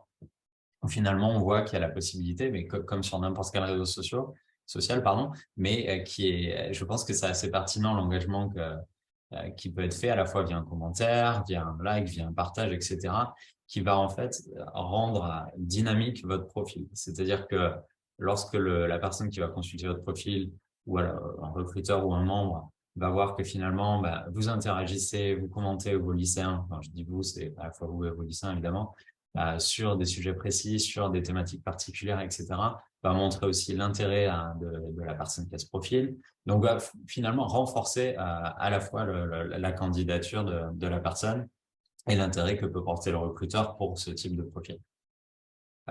Il est également possible de suivre un petit peu l'actualité de son réseau. Donc, dans la barre du haut, vous avez un onglet qui s'appelle Notifications qui permet de voir différentes actualités du réseau. Par exemple, vous êtes rentré en contact avec une nouvelle personne, une personne de votre réseau a partagé quelque chose, etc. Donc ça permet aussi de comprendre quelle est l'activité de son réseau pour pouvoir avancer.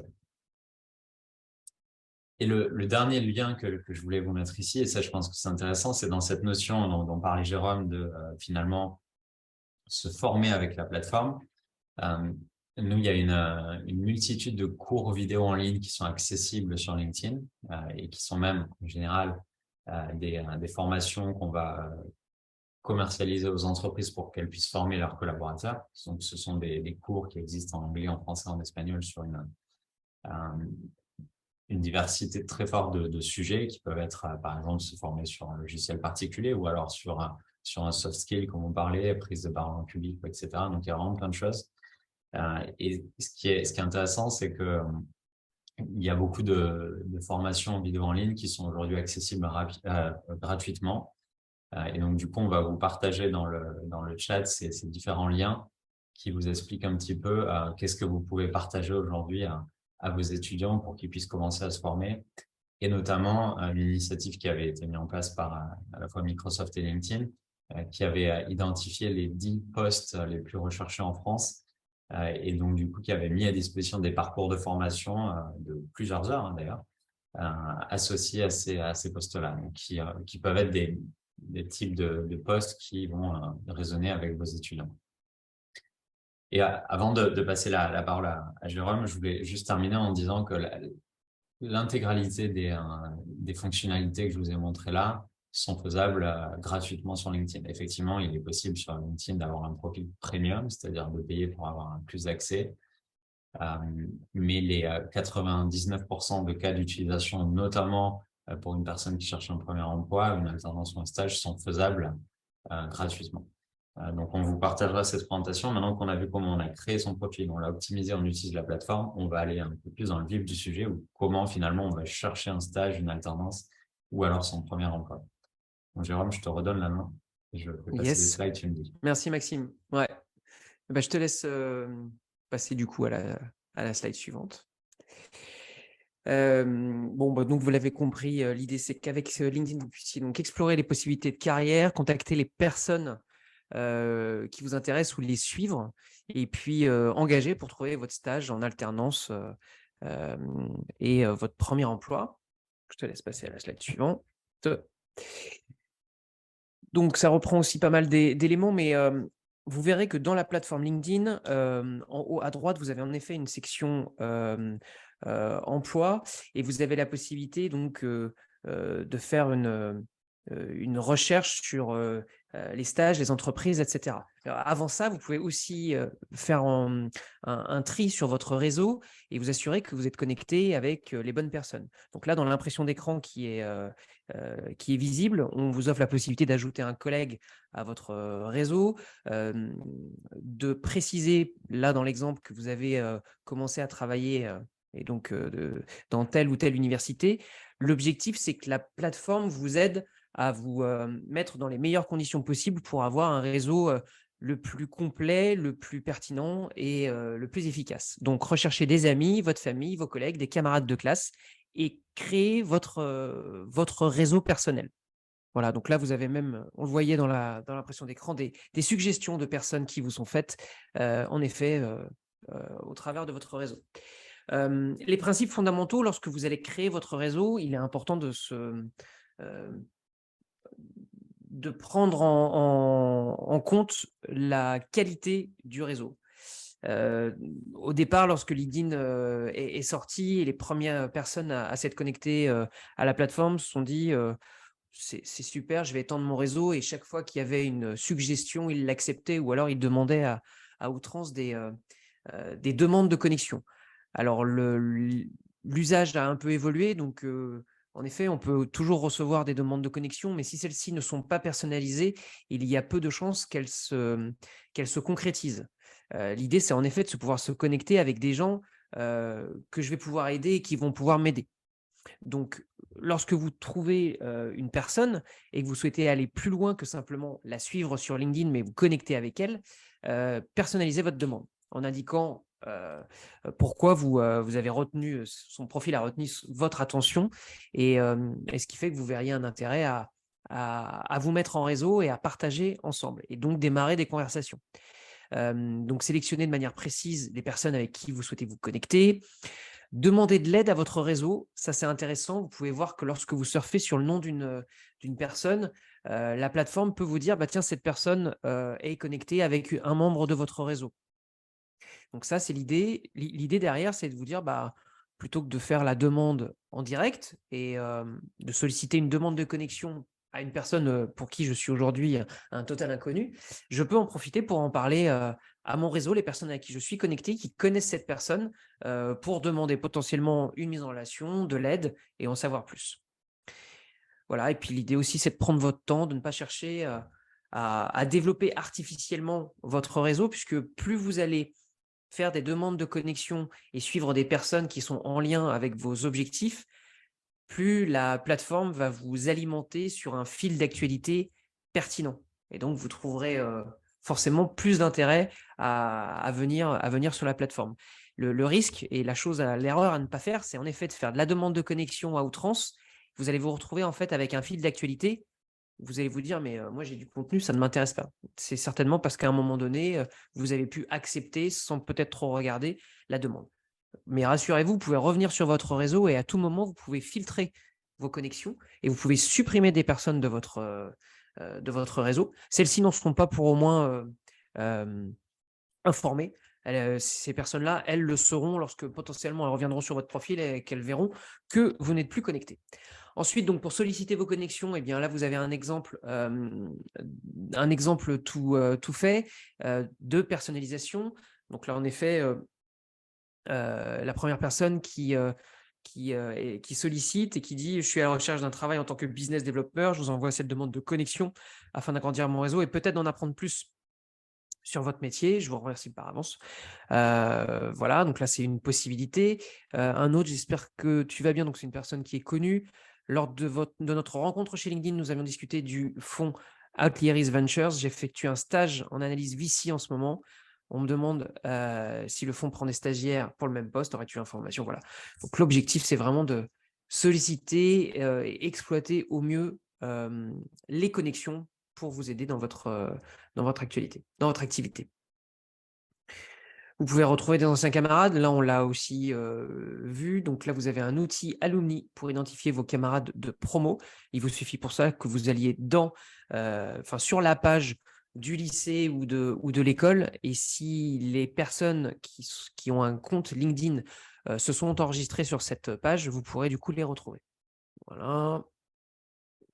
Là, l'idée, c'est que en fait, LinkedIn est une fantastique plateforme pour en savoir plus sur les entreprises, mais sur la culture d'entreprise. Donc, pour vos étudiants qui chercheraient un stage, pour les jobs qui sont en effet mis à disposition, ces pages entreprises sont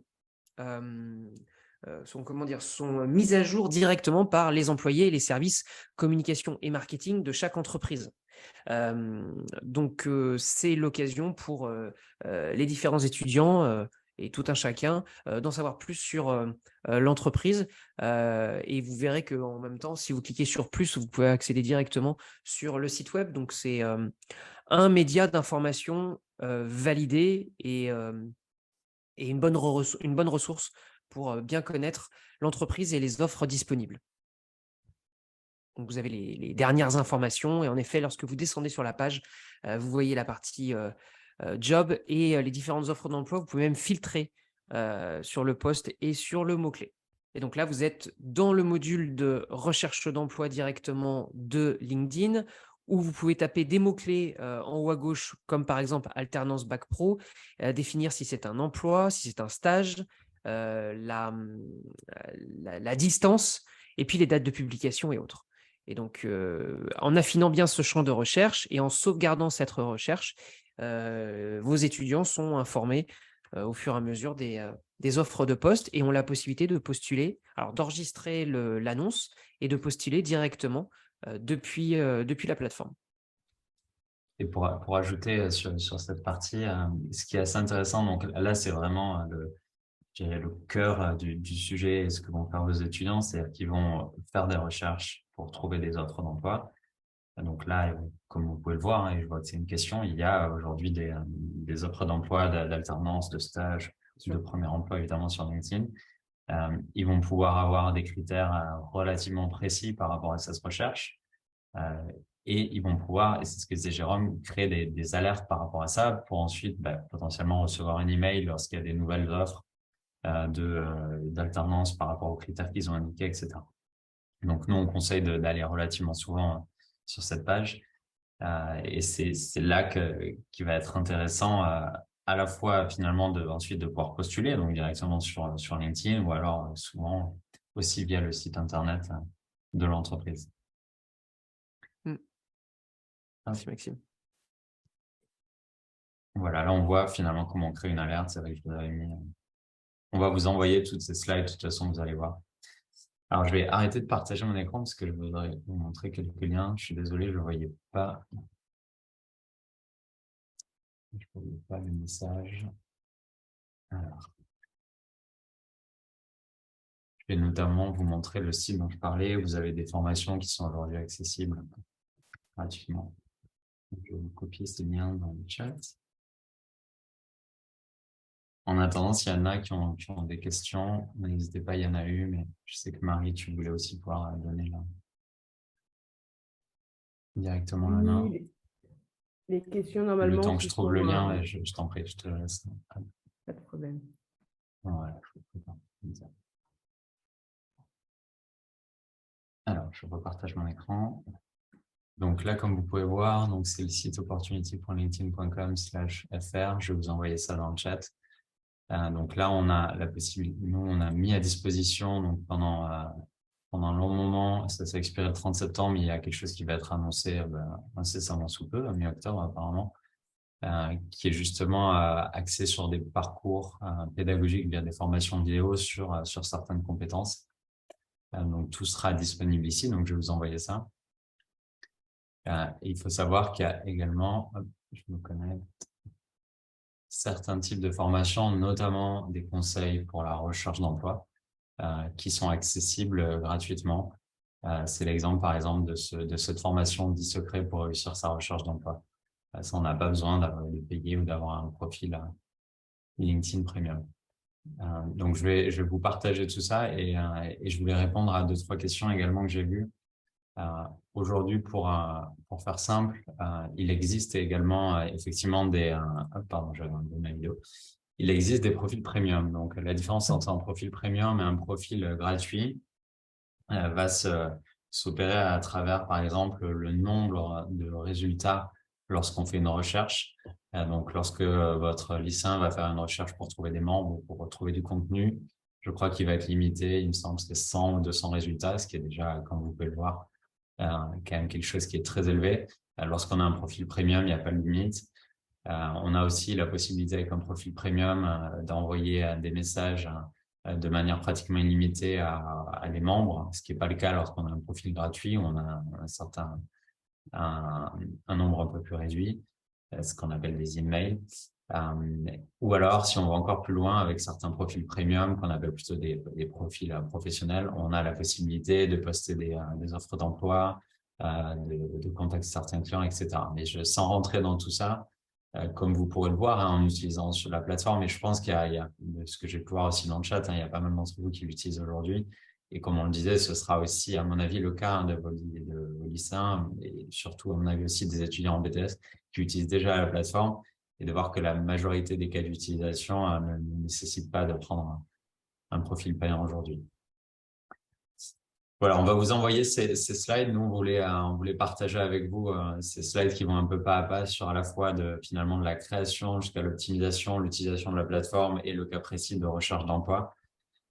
Donc, de voir un petit peu comment ça peut à la fois vous aider et aider vos étudiants. Donc, on espère que cette formation vous a plu. Je crois qu'elle a enregistré et on va vous envoyer les différents supports.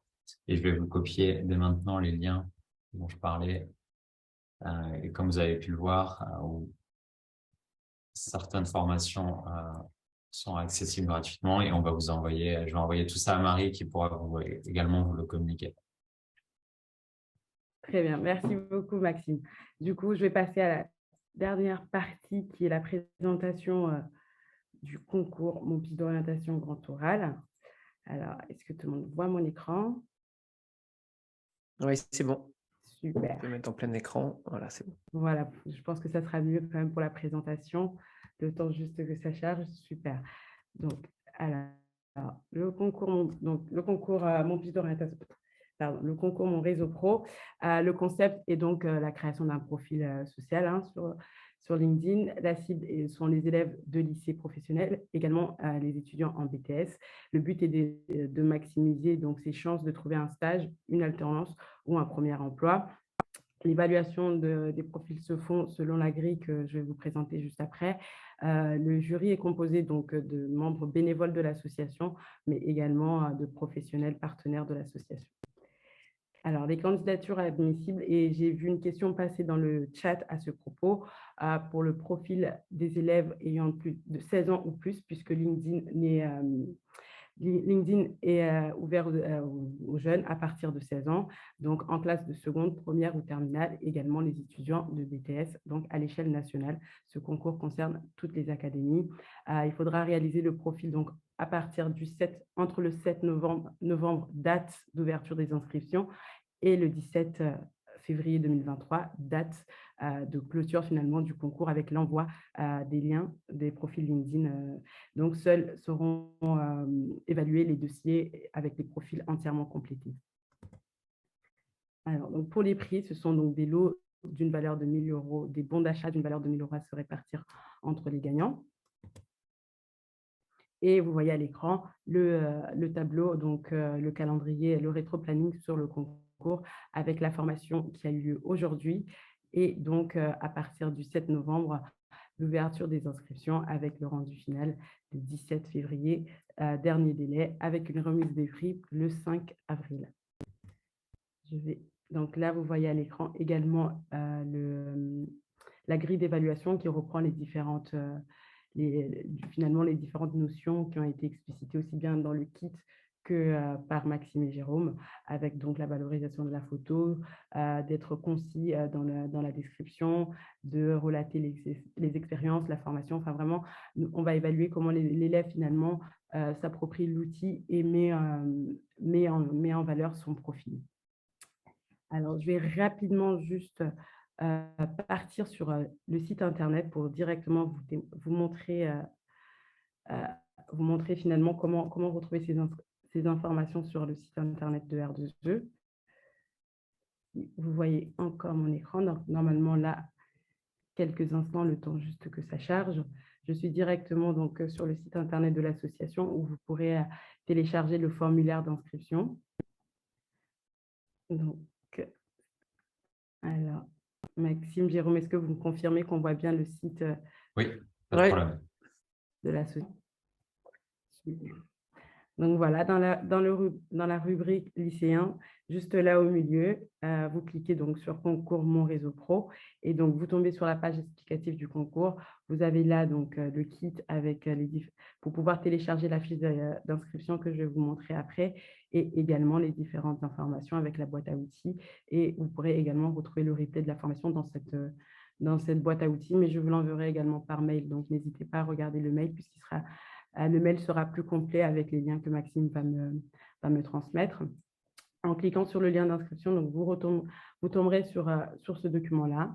Et ce qu'on vous demandera, donc, c'est de compléter cette fiche et de nous le renvoyer sur cette adresse mail avec les différentes informations. Dans un premier temps, donc, ça sera juste le nom, prénom, la classe de l'élève Et à la fin, donc au 17 février, il faudra juste nous renvoyer la même fiche et en ayant complété la partie lien du profil. Toutes les élèves de la classe ne sont pas obligés de participer, hein, c'est vraiment sur la base du volontariat, donc vous n'êtes pas obligé d'inscrire toute votre classe au concours. Donc voilà, je reviens rapidement sur la présentation, mais je pense que voilà, ça reprend un peu, cette slide reprend un peu donc ce que je vous ai montré sur le site internet de l'association. Donc, il faudra, juste pour inscrire vos élèves, il faut qu'ils aient 16 ans ou plus. Et donc, compléter le formulaire, nous le renvoyer sur le site du concours, enfin, sur l'adresse mail du concours. Et ensuite, je profite donc de cette formation aussi pour vous montrer nos prochaines formations. Donc, avec la prochaine qui aura lieu le 8 novembre sur accompagner les élèves à la préparation donc, du grand oral. Vous pouvez retrouver toutes les informations sur le site de l'association dans la rubrique Nos formations ou lorsque vous recevrez cette présentation, en cliquant sur le lien en dessous, vous pourrez directement trouver les informations, vous inscrire. C'est des formations également répertoriées au catalogue CEFPEP, donc vous pourrez recevoir l'invitation CEFPEP. D'ailleurs, en parlant du CEFPEP, j'ai oublié de le dire au début de la formation, mais pour ceux qui ne se sont pas renommés, vous avez juste à côté de votre vignette 3 petits points. Il faut cliquer dessus, aller dans renommer, se renommer, puisque comme c'est une formation CEFPEP, nous devrons envoyer la liste des connectés au CEFPEP et donc pour qu'on puisse vous retrouver et bien confirmer votre présence à cette formation. Donc voilà, j'arrive à la fin de cette présentation du concours. N'hésitez pas si vous avez des questions. Et comme on l'avait dit en début de la formation, qu'on laisserait un petit temps d'échange pour des questions ou des échanges de bonnes pratiques. Donc, si vous en avez, n'hésitez pas à lever la main en cliquant sur le petit smiley. Donc, vous avez une petite main et nous, on vous donnera la parole, pardon, via l'autorisation d'activer votre micro. Marie, je pense qu'il faut que si tu peux réexpliquer comment on change Ah, super. Du coup, son nom, je pense. Pardon, Maxime, tu disais? Alors, je vais juste, parce que je vois qu'il y a pas mal de questions. En fait, pour pouvoir changer votre nom qui apparaît sur Oui. Zoom, lorsque vous allez sur votre vidéo ou sur votre nom dans la petite vignette, vous allez en haut à droite de votre vignette, vous avez 3 petits points qui apparaissent. Et là, vous cliquez, vous pouvez cliquer sur renommer et donc indiquer le nom, prénom clair. Je crois que Marie en a besoin. Il me semble que c'était ça. Je te rends la main, Marie. Exactement. Donc, Laurence, je vois que vous avez la main levée, donc je vais activer votre micro. N'hésitez pas, du coup, à poser vos questions. À activer le micro, d'ailleurs. Oui, très bien. Bon, bonjour. Donc, en fait, ma question, elle est peut-être un petit peu bête, mais je ne suis pas du tout familière du hashtag et je n'ai pas bien compris comment on faisait une recherche en utilisant le hashtag. Oui, c'est pas du tout une question bête, il n'y a aucun problème. Donc, du coup, il est effectivement faisable sur LinkedIn de rechercher du contenu, donc au-delà des membres, des entreprises. Et donc, soit on va rechercher un contenu via un mot-clé, donc j'avais fait l'exemple de l'économie circulaire, soit afin finalement de pouvoir s'abonner à un contenu recherché, donc d'avoir automatiquement les résultats de cette recherche qui vont s'afficher dans notre fil d'actualité de manière automatique. On peut, par exemple, utiliser ce qu'on appelle un hashtag. Donc, pour ce faire, on va mettre hashtag, donc en fait, c'est dièse, économie circulaire, donc tout attaché. C'est important que ce soit un seul mot. Donc, vous faites cette recherche dans le champ de recherche.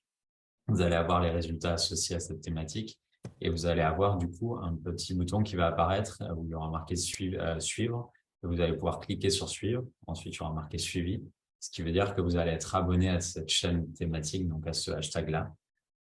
Et par la suite, vous allez recevoir le contenu. C'est juste pour automatiser la recherche de contenu sur un sujet spécifique. Mais pour le faire, il faut du coup mettre dièse, hashtag, avec ensuite le terme voulu et faire une première recherche et cliquer sur suivre. Je vais profiter pour prendre les questions du chat. Je vois Chafi qui demande donc la formation bâtisseur d'avenir est destinée à qui? Elle est destinée aux enseignants, aux enseignants de toutes les disciplines. C'est une formation sur la thématique du numérique, pareil avec la découverte du spectre du numérique, les métiers du numérique. N'hésitez pas à aller sur notre site internet directement dans la partie formation d'enseignants. Vous aurez le programme prévisionnel de chaque formation avec le lien d'inscription pour que vous puissiez vous inscrire. Pareil pour la formation du 8 novembre, vous pouvez encore vous inscrire.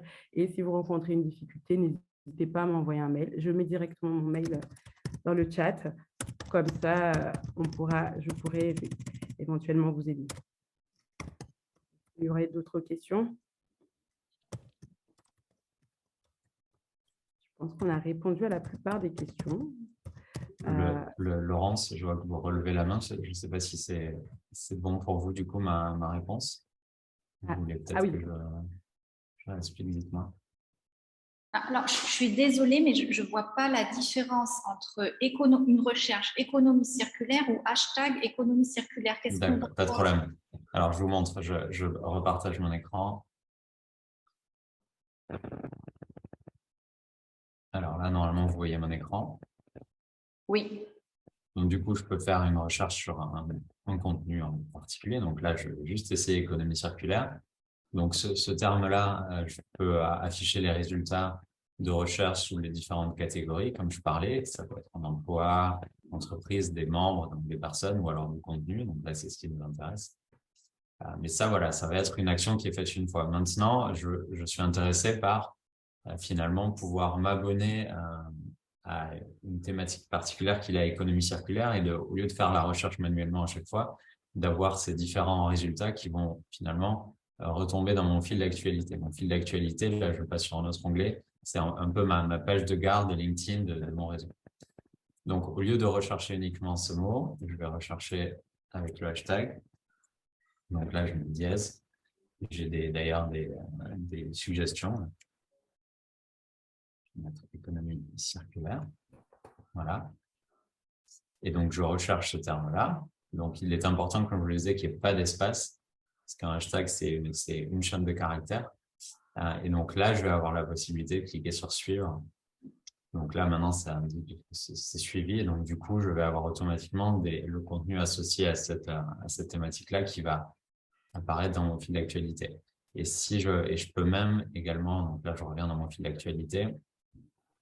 Là, je descends et vous avez notamment une colonne ici et une catégorie qui répertorie les hashtags suivis, donc les hashtags auxquels on s'est abonné pour recevoir du contenu. Et donc là, vous allez retrouver, donc tout voir, donc j'en ai fait quelques-uns, voilà, les différents hashtags auxquels je suis abonné, vous avez d'ailleurs la possibilité de vous désabonner. Donc là, on retrouve l'économie circulaire ou même l'environnement que j'ai utilisé tout à l'heure comme exemple dans la présentation. Merci, c'est beaucoup plus clair. Merci. Merci beaucoup. Alors, je voyais... Alors Marie, nous avons une question qui revient souvent à propos de la participation des lycées et technologiques, en fait, des filières STMG. Alors, c'est vrai qu'on ne s'était pas posé, enfin si on s'était posé la question, on avait arbitré en disant plutôt classe lycée professionnel et BTS cette année, mais voilà, quelle est ta position? Donc, c'est vrai que là, pour cette année, c'est vraiment les lycées professionnels et BTS. Mais je note bien la question et s'il y a de la demande, vraiment la volonté de l'association, c'est aussi d'accompagner les enseignants et de répondre à leurs besoins et aux demandes. Donc, on le met en étude et puis peut-être que l'année prochaine, effectivement, ça sera ouvert au lycée technologique si la demande est forte. Mais du coup, pour cette année, non. Pour la voie technologique, on a le concours Mon Piste d'orientation Grand Oral qui n'est pas l'objet de cette formation. Donc, vous allez avoir toutes les informations sur le site Internet, mais qui permet aussi d'aider les élèves justement à les accompagner dans cette recherche de parcours d'orientation et de projets d'orientation qui va les accompagner aussi pour l'épreuve du Grand Oral. Alors, une question, où trouve-t-on les kits pédagogiques? Alors, donc, pour le kit pédagogique, je vais l'envoyer directement avec le support. Je vais vous envoyer un mail avec le support, les différents liens de Maxime et le kit pédagogique. Vous pouvez également le consulter sur le site Internet, mais c'est vrai que ce n'est pas, puisqu'il y a le spécimen en gros, donc ce n'est pas très pratique pour travailler avec, mais il vous sera envoyé à la fin de cette formation, dans les jours qui viennent. Donc, voilà. On a une question pour Maxime et Jérôme. Comment faire une sélection géographique? Alors, c'est sélection géographique, c'est-à-dire, j'imagine que c'est associé aux recherches d'emploi. C'est là que ça peut être pertinent. Donc, du coup, comme on vous montrait tout à l'heure, il y a différents critères qui peuvent être sélectionnables, notamment l'industrie ou alors une région ou même une ville ou alors une zone euh, pour faire une recherche d'emploi. Donc ça s'effectue dans l'onglet emploi. Je vais peut-être vous montrer. Je vais vous montrer plutôt là. Alors, autre question, auriez-vous des conseils pour remplir son profil en français et en anglais? Je vais prendre celle-là pendant que Maxime fournit. En Ouais, fait, vas-y, vas-y. moi, je vous invite à faire votre profil dans votre langue natale, donc en français, de façon à ce que ce soit le plus complet et pertinent possible. Et une fois que ceci est fait, vous pouvez rajouter une langue. Et donc, le système vous proposera tout simplement de faire la correspondance sur votre titre, sur vos expériences. Vous ne refaites pas une deuxième fois le job et vous ne recréez pas un deuxième compte. Donc, voilà, faites-le d'abord en français, ce qui sera votre compte principal, et créez un profil en anglais si en effet vous avez une dimension internationale. L'avantage, c'est que les personnes qui sont à l'étranger et qui sont sur un LinkedIn anglais, du coup, seront orientées directement sur votre LinkedIn en anglais si c'est l'anglais que vous avez retenu comme deuxième langue. Merci beaucoup, Jérôme. Et donc, du coup, pour revenir sur la question précédente, lorsqu'on fait une recherche sur les offres d'emploi, comme ici, vous avez la possibilité finalement de sélectionner le mot-clé, donc soit un poste ou soit des mots-clés pour lesquels vous voulez trouver des offres d'emploi associées et d'associer des critères. Et là, alors là, il y a un critère assez spécifique, il est vrai, qui est associé. Donc, dans un rayon de 40 km, vous avez la possibilité d'associer une région ou même un continent, si c'est une recherche internationale ou même une ville. Évidemment, en général, on préconise de rester quand même assez large, mais c'est là que peut se faire la sélection géographique. On a une autre question, comment insérer PIX et TOEIC de manière pertinente sur le profil LinkedIn? Alors, ça, ce sont des examens. Et vous avez dans votre profil LinkedIn une section certification ou examen. Et du coup, vous pourrez ajouter le nom et le résultat obtenu. En haut de votre profil, vous avez en fait différentes sections et toutes les sections qui vous sont proposées. Donc, vous faites plus et vous allez voir, il y a l'expérience professionnelle, il y a les diplômes, les certifications. Donc, ça peut être soit dans le diplôme, d'ailleurs, c'est le diplôme. Mais voilà, vous trouverez forcément la catégorie correspondante. Merci. Il y a une question concernant les retombées positives venant des élèves de lycée professionnel ou BTS concernant leur recherche de stage. Alors, moi, me concernant, mes étudiants de BTS MCO, la plupart du temps, créent leur profil LinkedIn au cours de la deuxième année. Alors, moi, je n'encadre pas une formation continue, mais une formation initiale. Donc, c'est vrai que pour leur stage, en règle générale, ils cherchent plutôt au niveau local en se déplaçant directement dans les entreprises et dans les magasins. Maintenant, en général, les étudiants trouvent facilement, peut-être pas facilement, mais en tout cas utilisent beaucoup LinkedIn pour leur recherche d'alternance, ça c'est sûr. Les étudiants que j'ai le font beaucoup. J'ai pas trop de retours par rapport au stage. Peut-être que Maxime et Jérôme en ont davantage que moi. Je n'ai Alors, pas de stats, moi, particulièrement sur les non, retombées. nous, on a, en fait, alors, on aimerait beaucoup que ce genre de résultat arrive jusqu'à nous sur les initiatives sur les 3 années précédentes. Ce qu'on a pu voir, et Marie, je pense que tu pourras rajouter par rapport à ça, c'est que il y a quand même pas mal de participants au concours et c'est une formation qui en général regroupe pas mal de monde. On est à peu près 150 aujourd'hui. C'est une formation qui est enregistrée, donc qui peut être visionnable par la suite.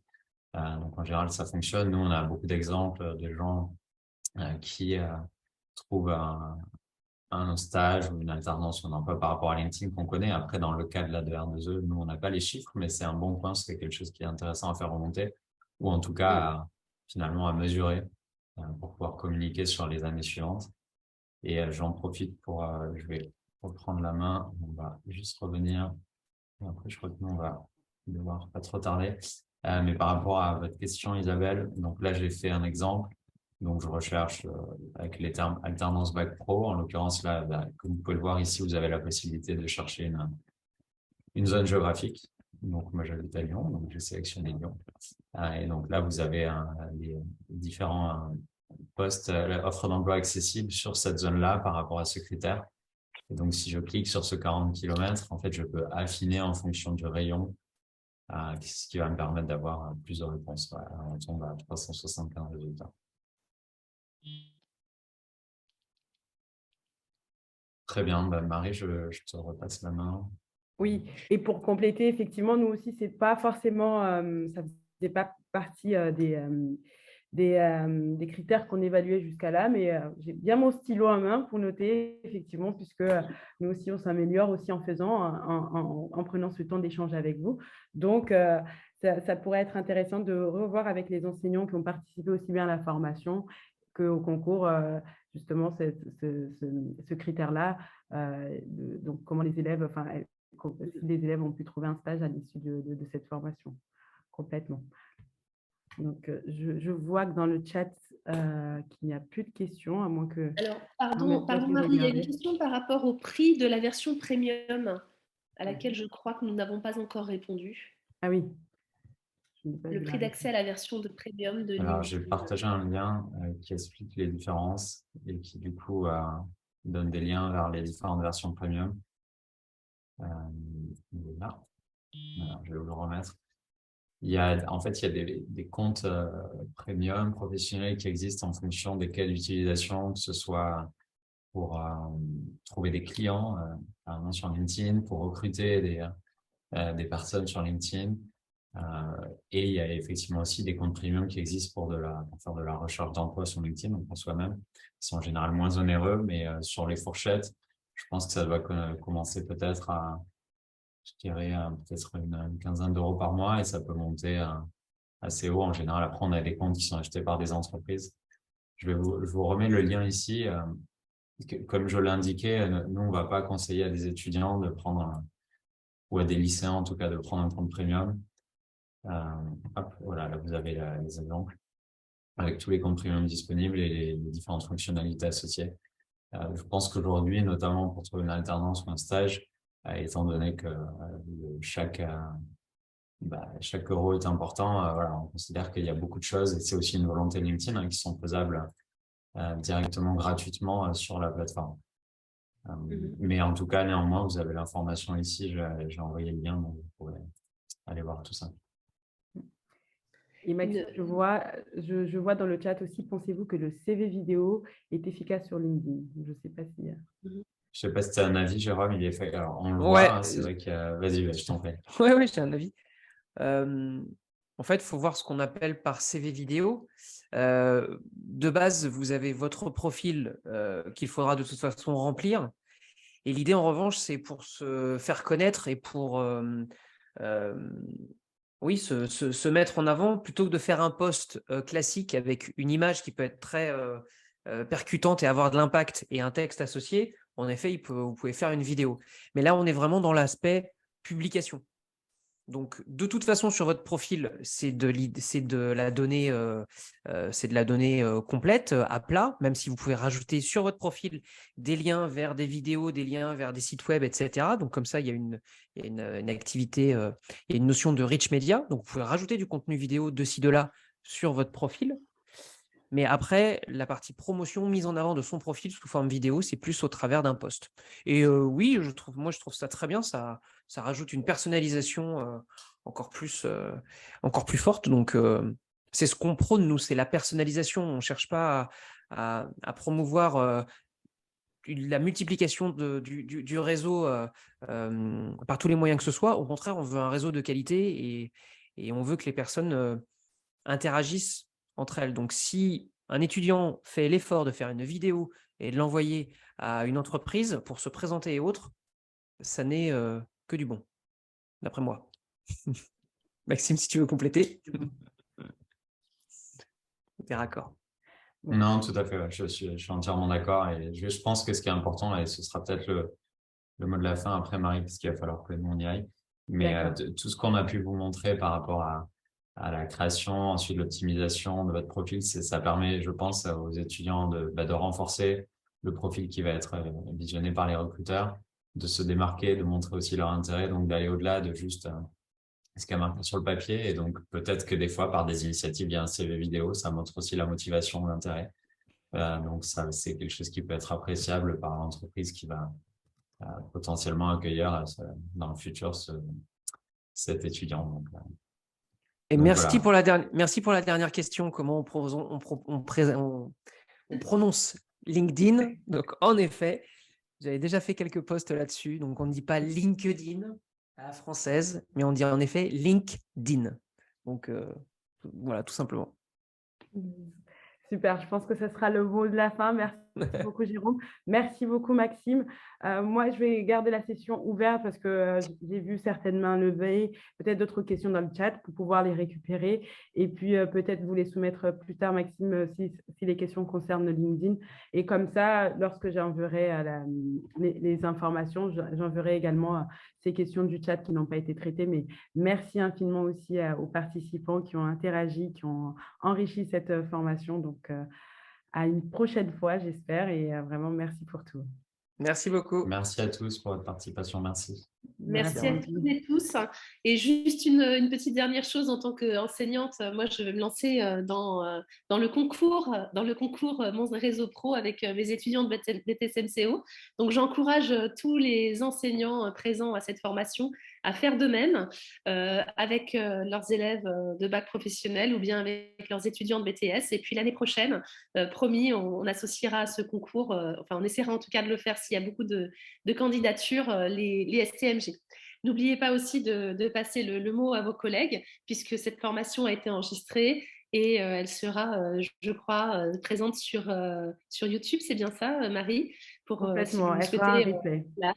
Voilà, elle sera en replay sur YouTube, donc vous pourrez également transmettre l'information à vos collègues. Voilà. Merci à tous. Bel Merci. après-midi. Au revoir. Merci, au revoir. Merci à tous et tous.